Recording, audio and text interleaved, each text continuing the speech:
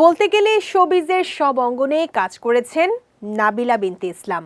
Modelling, উপস্থাপনা ও অভিনয় এই তিন ক্ষেত্রেই তিনি বেশ পারদর্শী। তবে বর্তমানে নাটক নিয়েই ব্যস্ততা তার। একের পর এক নাটকে অভিনয় করেছেন এই অভিনেত্রী। এরই ধারাবাহিকতায় প্রেম ভাই ব্যাচেলর নামে একটি খণ্ড নাটকের কাজ শেষ করলেন।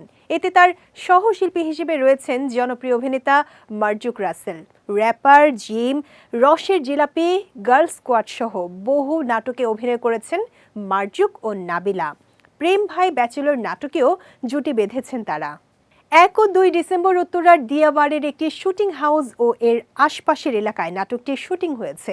এই ব্যাপারে নাবিলা ইসলাম বলেন, গল্পে আমার চরিত্রের নাম জারা, খুবই কিউট এবং সুইট টাইপের একটি মেয়ে।